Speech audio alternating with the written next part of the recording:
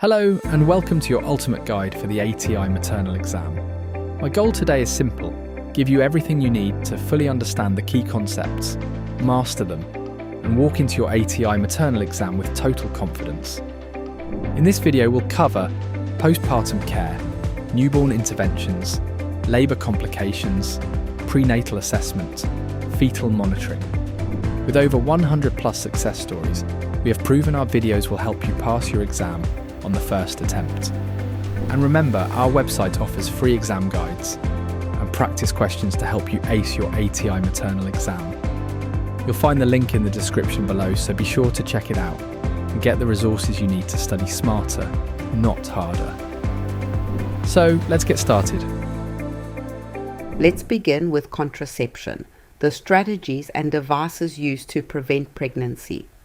Here's a foundational fact. After ovulation, the egg can be fertilized for about 24 hours, while sperm survive an average of 48 to 72 hours. This creates a fertile window in the days just before and after ovulation, and it unlocks several methods. Our first category is natural family planning, which tracks fertility signs.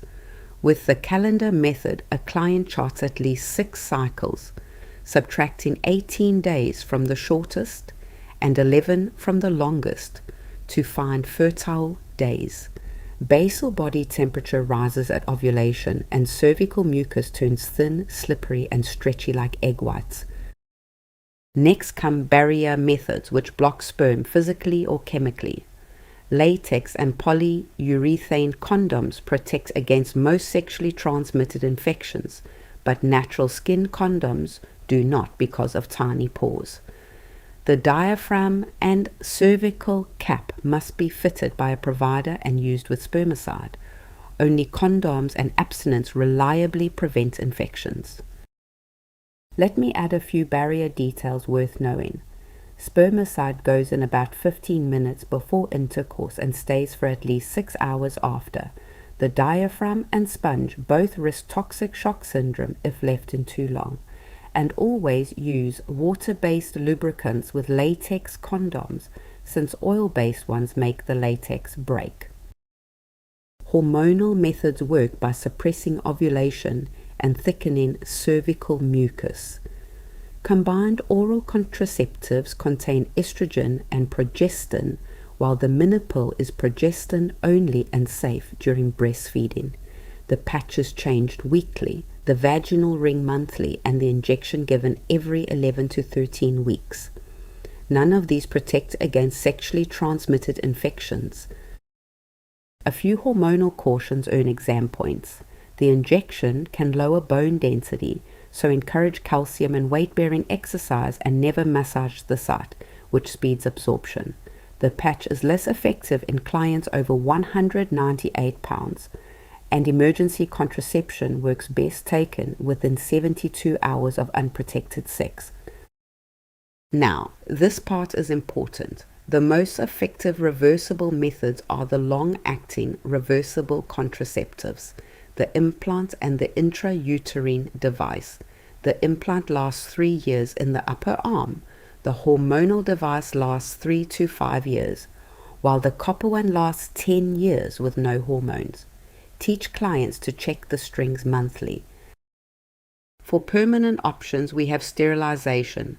In tubal ligation, the fallopian tubes are cut, burned, or blocked, and it can be done shortly after childbirth. In a vasectomy, the vas deferens is cut, but the man is not sterile right away. It takes about 20 ejaculations confirmed by 2 sperm counts of 0. Let me show you how this appears on the exam. Picture a client who smokes and is over 35 asking about the pill. You'd recognize that combined oral contraceptives are dangerous here, raising the risk of clots and stroke. A safer choice is the progestin-only mini pill or a copper device. Contraindications guide your judgment. Here's a memory tool the exam rewards. For estrogen-containing methods, teach the warning signs with the word HEs. A is abdominal pain, C is chest pain, H is headache, E is eye or vision changes, and S is severe leg pain. These signal a possible clot or stroke and must be reported right away. What we just covered is exactly the kind of material in that free practice question bank. These aren't basic recall questions either. They test your deep understanding and clinical judgment, just like the real ATI exam will. Working through them now will make all these details truly stick in your memory. Let's move to infertility. It means the inability to conceive after at least 12 months of unprotected intercourse. But notice this exam favorite. For women over 35 or those with a known risk factor, that window shortens to just 6 months. Common causes include low sperm production, endometriosis, ovulation disorders, and blocked tubes. When a couple seeks help, here's a fact that surprises students. The very first test is a semen analysis because male factors cause about 40% of infertility, and it's far less invasive.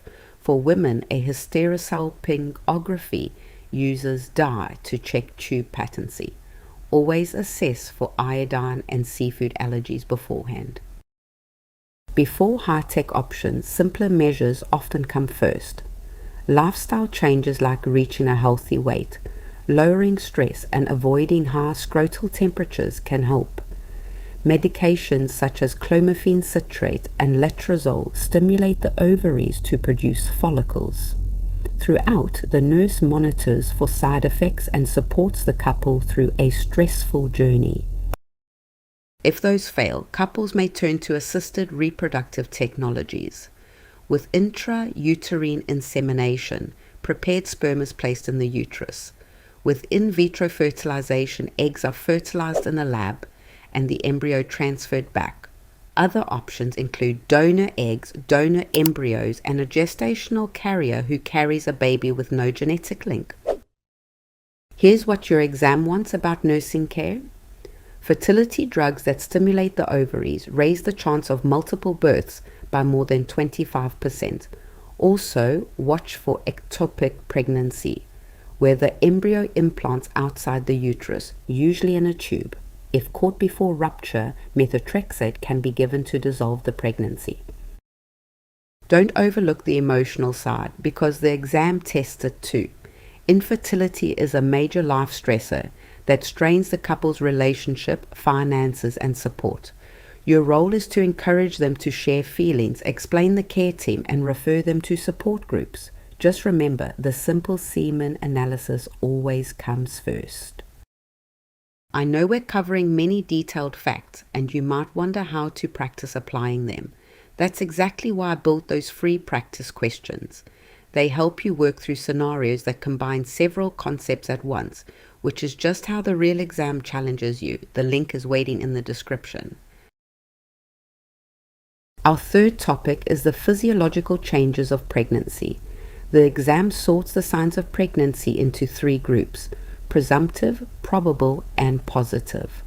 Understanding this matters because the difference between a sign the client merely feels and one that absolutely confirms pregnancy is a classic test question. Let's walk through each group now.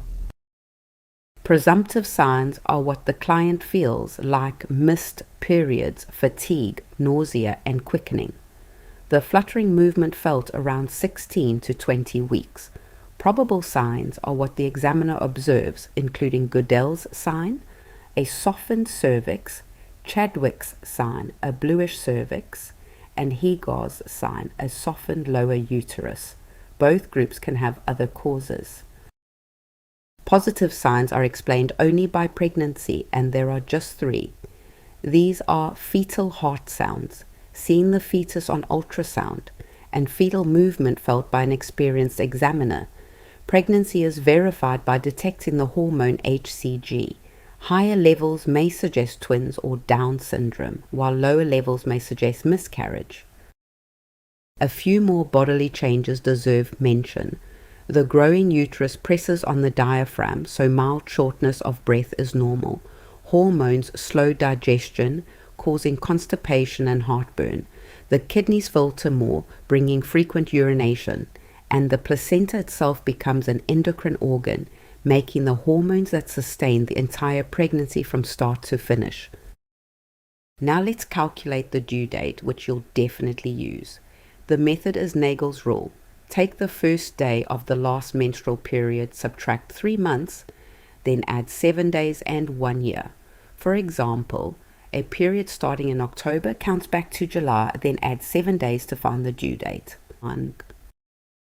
Here's another high-yield tool, the acronym GTPL, describing pregnancy history. G is gravidity, the total pregnancies. T is term births at 37 weeks or more. P is preterm births before 37 weeks. A is abortions or miscarriages before viability. And L is the number of living children. Memorizing this order saves you points. The body systems adapt dramatically. Cardiac output rises by 30 to 50% and blood volume climbs as much as 45%. One critical safety point is supine hypotension. When the client lies flat on her back, the heavy uterus presses the vena cava, cutting blood return and causing dizziness.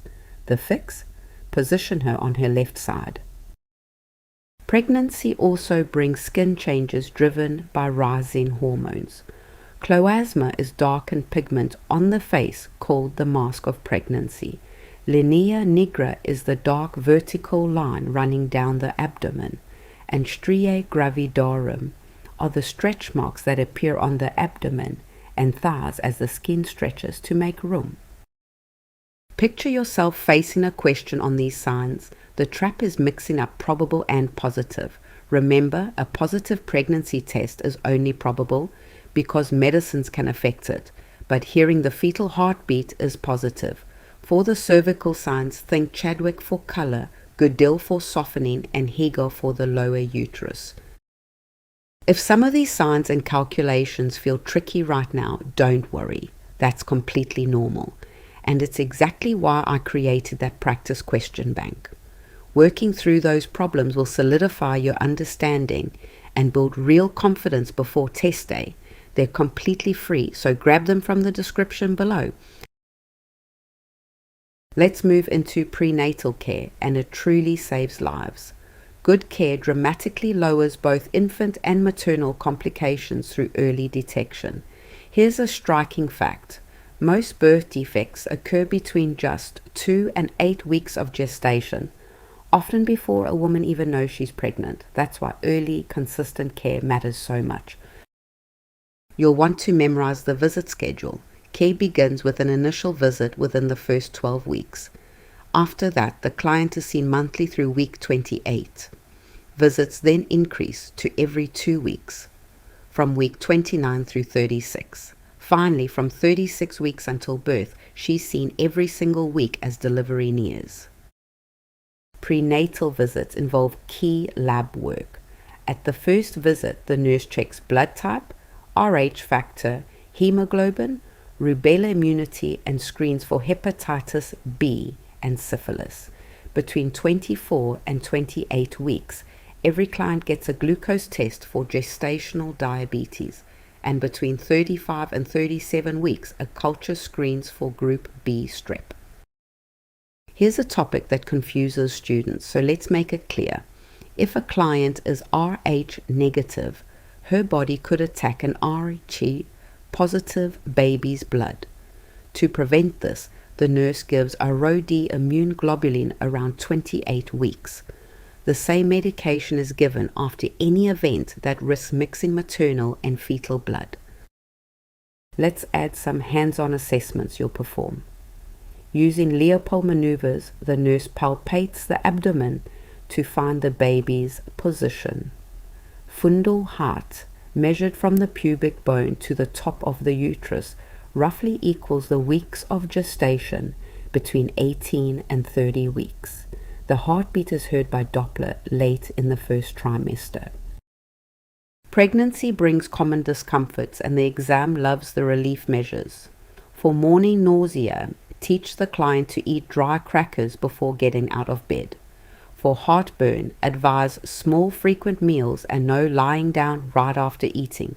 For leg cramps, straighten the leg and pull the toes up toward the head. Now, this part is critical for safety. Certain danger signs must be reported at once. Watch for a gush of fluid before 37 weeks, vaginal bleeding, severe headache, blurred vision, and swelling of the face and hands. Those last three suggest gestational hypertension, and any drop in fetal movement needs prompt evaluation. Here's a teaching point clients take home. Starting around 28 weeks, many track fetal movement with kick counts, done 2 to 3 times daily after meals. Teach them that fewer than 3 movements in an hour, or no movement for 12 hours, needs evaluation. This habit lets the mother help monitor her baby. For everyday teaching, encourage 30 minutes of moderate exercise like walking, 8 to 10 glasses of water daily, and no alcohol or tobacco. Also advise avoiding hot tubs and saunas. Here's a memory tip for the schedule. Think monthly, then every 2 weeks, then weekly, getting closer as the baby gets closer to arriving. Remember, mastering all these values and schedules takes practice and repetition. Those free practice questions are built to help you turn what you're learning here into exam-ready skills. There's no better way to find your weak spots than testing yourself, so go put your knowledge to work using the link below. Our 5th topic is nutrition, where weight gain is a big focus. A woman of normal weight should gain about 25 to 35 pounds total. Underweight clients should gain more, around 28 to 40 pounds, while overweight clients gain less, about 15 to 25. Too much risks a large baby, too little risks low birth weight. Calorie needs rise as pregnancy progresses, with about 340 extra calories daily in the 2nd trimester and more in the 3rd. But the true star is folic acid. It's crucial for preventing neural tube defects of the spine and brain. Aim for 400 micrograms before pregnancy, rising to 600 once pregnant. Iron is another key nutrient supporting the mother's expanding blood supply. Teach that iron absorbs best between meals and with vitamin C, like orange juice, while milk and caffeine block it. Calcium builds the baby's bones and teeth, about 1,000 milligrams daily for most pregnant adults. These pairings show up often on exams. Don't forget fluids and special diets. Encourage 8 to 10 glasses of water daily. Vegetarian clients need extra protein, iron, calcium, zinc, and vitamin B12.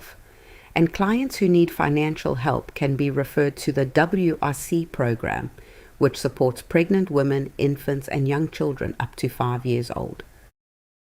A few special situations round out nutrition. Caffeine should stay under 200 milligrams a day. Watch for pica, the craving to eat non-food items like dirt or clay, which crowds out real nutrients. And a client with phenylketonuria must resume her low phenylalanine diet at least 3 months before pregnancy to protect the baby. On the exam, nutrition questions love absorption tricks and the folic acid numbers. Picture orange juice beside your iron pill because the vitamin C boosts absorption while you keep the milk away. For folic acid, remember 400 before pregnancy and 600 during, tied firmly to preventing those neural tube defects. You're doing fantastic sticking with me through all this. Here's a reminder that those free practice questions are the perfect companion to this video. They cover these exact nutrition facts and nursing actions in a format that mirrors your real exam. Grab them from the link and quiz yourself tonight while it's fresh. Our final topic is assessment of fetal well-being, which uses several clever tests.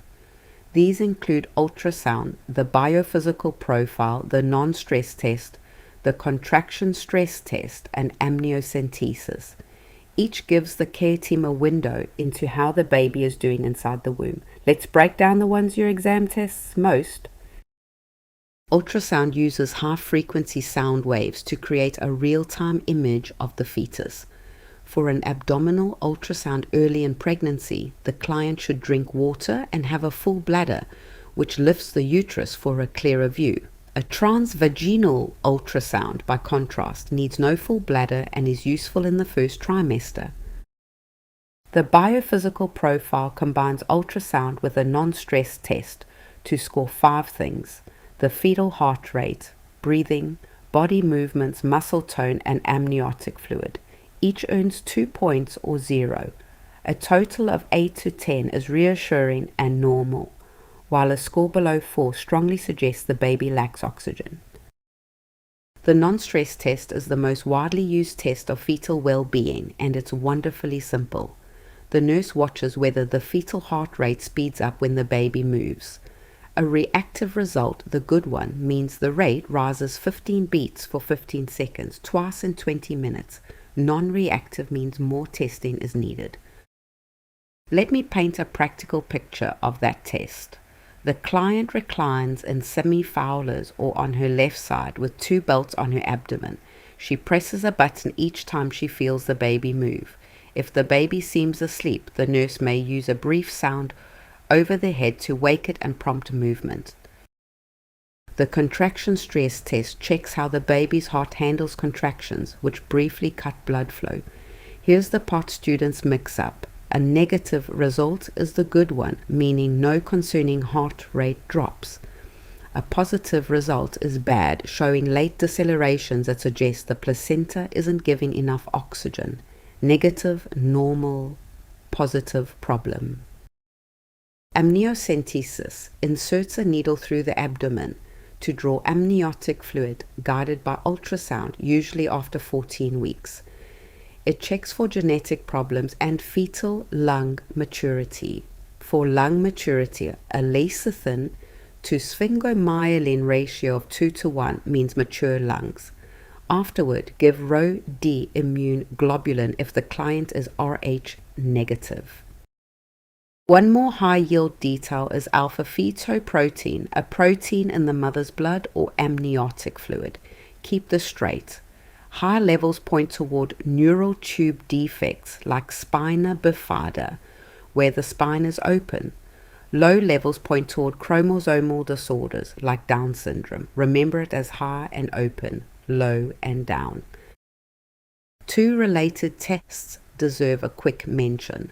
Chorionic villus sampling takes a tiny piece of the placenta as early as 10 to 13 weeks, giving earlier results than amniocentesis, though with slightly more risk. The quad marker screen is a blood test of 4 markers that estimates the chance of defects. It estimates risk, it doesn't diagnose. Picture yourself answering a question on these tests. The biggest trap is the contraction stress test, so anchor it. Negative is reassuring and positive means trouble, which feels backwards but is true. For the non-stress test, reactive is reassuring. Both reassuring results, negative and reactive, are easy to pair together in your memory. As we wrap up this overview, remember that understanding these concepts is just the first step. Real mastery comes from applying them, which is where those free practice questions become invaluable. They're completely free, built for maternal newborn exam success and waiting in the description. Please don't leave without grabbing them today. Let's bring it all together. We started with contraception, the fertile window, and the fact that only condoms and abstinence protect against infections, plus the HE's warning signs. Then we explored infertility, where the semen analysis comes first, and assisted reproduction offers hope. You've already built a strong foundation in human reproduction. From there, we mapped the physiological changes of pregnancy, the 3 groups of signs, Nagel's rule, and the GTPL system. We covered prenatal care with its visit schedule, key labs, and danger signs. We reviewed nutrition, including folic acid and iron. And we decoded the fetal tests, where negative and reactive are reassuring. Do you see how it all connects? Everything builds toward one goal, a healthy mother and a healthy baby. The contraception you teach prevents unplanned pregnancy. The prenatal care you give catches problems early, and the fetal tests you understand confirm the baby is thriving. You now have the knowledge to think like a nurse. You've worked hard today, and I'm proud of you. Now take the final step and lock in this knowledge. Head to the link in the description and tackle those free practice questions. With everything you've learned here, plus focused practice, you'll walk into your exam calm, prepared, and ready to succeed. You've got this.